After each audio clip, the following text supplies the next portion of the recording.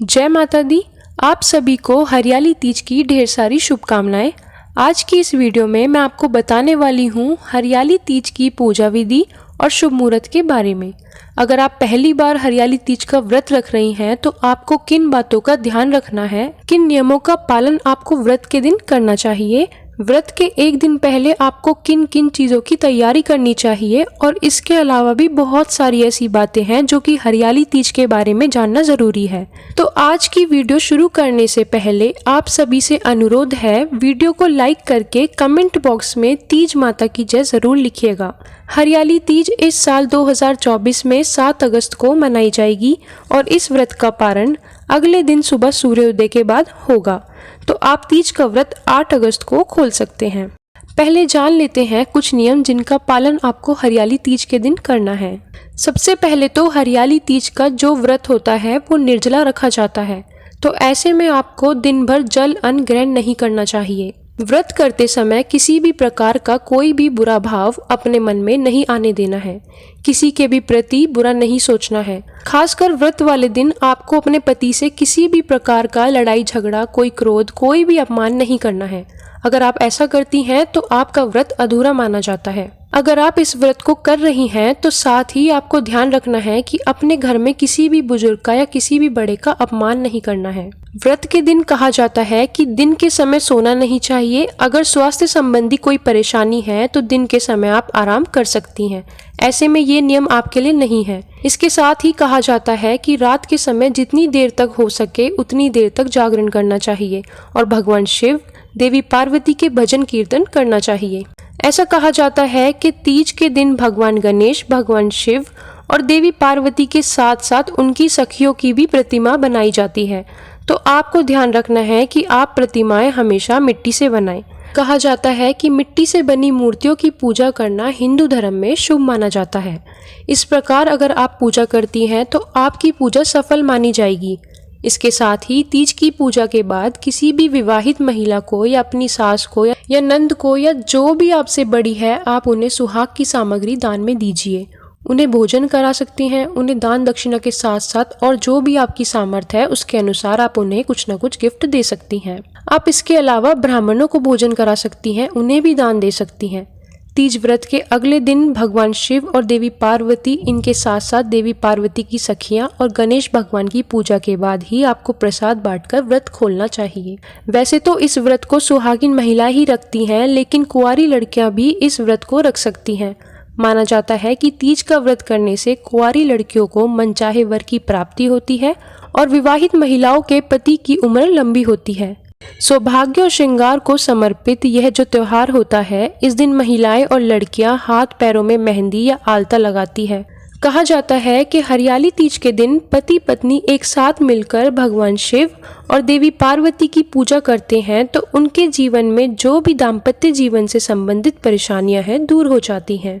अगर किसी वजह से आप इस बार हरियाली तीज का व्रत नहीं रख पाती हैं, या फिर आप हर साल व्रत रखती हैं या किसी बार व्रत ना रख पाए, या आपकी तबीयत खराब है या कोई भी वजह हो सकती है, तो आप चाहे तो आपके घर की कोई दूसरी महिला या फिर आपके पति भी इस व्रत को आपके बदले रख सकते हैं और अपने व्रत का पूर्ण आपको दान दे सकते हैं।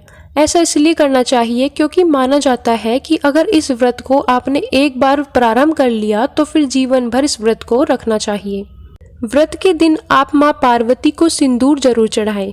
इसके साथ ही अगले दिन जब आप पूजा करती हैं तो भी देवी पार्वती को सिंदूर अर्पित करने के बाद ही आपको व्रत खोलना चाहिए।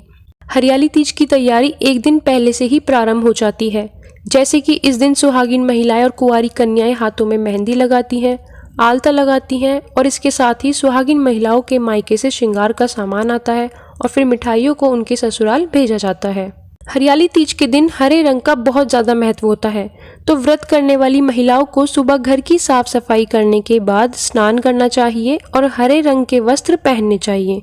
वैसे तो आज के दिन नए कपड़े भी पहन सकते हैं। साथ ही कहा जाता है कि पूजा करते समय आपके विवाह के जो भी साड़ी या लहंगा आपने पहनी थी, आप पूजा करते समय उनको भी पहन सकती हैं। ऐसा करना भी अच्छा रहता है। इसके अलावा जो भी महिलाएं होती हैं वह सुबह एक सुहागिन की तरह श्रृंगार करती हैं और उसके बाद पूरे विधि विधान से भगवान शिव और देवी पार्वती की पूजा करती हैं। आज के दिन आप भगवान शिव को भांग, धतूरा, बेलपत्र अर्पित करें और देवी पार्वती को 16 श्रृंगार की सामग्री भी अर्पित करें। अगर आप सभी सामग्री अर्पित नहीं कर पाए तो आपको आज के दिन हरे रंग की चूड़ियाँ, बिंदी और सिंदूर जरूर अर्पित करना चाहिए। कहा जाता है कि विधि विधान से पूजा करने के साथ साथ आपको आज के दिन व्रत की कथा जरूर सुननी चाहिए। हरियाली तीज की कथा मैंने अपने चैनल पर अपलोड कर दी है। अगर आपने उस कथा को अभी तक नहीं सुना है तो आप मेरे चैनल पर जाकर इस कथा को सुन सकते हैं। हरियाली तीज की कथा के अनुसार भगवान शिव ने देवी पार्वती जी से कहा था, इस व्रत को जो भी अविवाहित कन्या पूरी श्रद्धा और भक्ति भाव से करेगी उसे तुम्हारी तरह अचल सुहाग की प्राप्ति होगी, और जो भी सुहागिन महिलाएं इस व्रत को करेगी उसके सुहाग की लंबी उम्र का उसे वरदान प्राप्त होगा। अब मैं आपको बताती हूँ हरियाली तीज के दिन आपको किन मंत्रों का जाप देवी पार्वती की पूजा करते समय जरूर करना चाहिए। आज के दिन पूजा के शुभ मुहूर्त में एक चौकी पर माँ पार्वती, भगवान शिव और गणेश जी की प्रतिमा के साथ साथ देवी पार्वती की सखियों की भी स्थापना करनी चाहिए। आप चाहे तो केवल शिव परिवार की पूजा भी आज के दिन कर सकते हैं। सबसे पहले आपको एक चौकी पर भगवान शिव, देवी पार्वती, भगवान गणेश की स्थापना करने के साथ साथ पूजा की तैयारी करनी है। भगवान गणेश को आप सबसे पहले तिलक लगाएं और उसके बाद भगवान शिव को चंदन का तिलक लगाएं। फिर देवी पार्वती को सिंदूर चढ़ाएं और धूप दीपक जलाकर पूजा की तैयारी शुरू कीजिए। पूजा करते समय आप मन ही मन ओम उमा माहेश्वराय नमः मंत्र का जाप करें। भगवान शिव को भांग, धतूरा, बेलपत्र अर्पित करने के साथ साथ भगवान गणेश को दुर्वा या फिर लड्डू और मोदक का भोग लगा सकते हैं। माँ पार्वती को फल या मिठाई का भोग लगाना चाहिए। इसके साथ ही गणेश चालीसा, शिव चालीसा और माँ पार्वती की आरती करने के साथ साथ आप आज के दिन तीज की व्रत कथा भी जरूर सुने और आज के दिन सुहागिन महिलाओं को भी जरूर सुनानी चाहिए। ऐसा करने से पति की लंबी उम्र के साथ साथ उनकी तरक्की के रास्ते भी खुलते हैं। अगले दिन व्रत खोलने के लिए आपको एक बार फिर से भगवान शिव, देवी पार्वती और भगवान गणेश की पूजा करनी है, कथा सुननी है और फिर आरती करनी है। इसके बाद व्रत खोलने के बाद आपको आपके घर के जो भी बड़े हैं उनके पैर छूकर आशीर्वाद लेना चाहिए और अपने पति के पैर छूकर उनका आशीर्वाद भी प्राप्त करना चाहिए।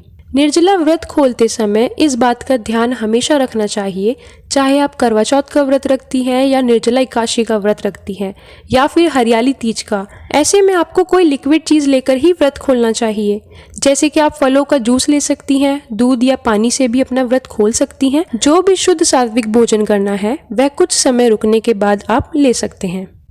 ये थी आज की वीडियो। उम्मीद है आपको पसंद आई होगी। अगर आपको वीडियो अच्छी लगी है तो प्लीज़ वीडियो के लिए एक लाइक और शेयर कर दीजिएगा।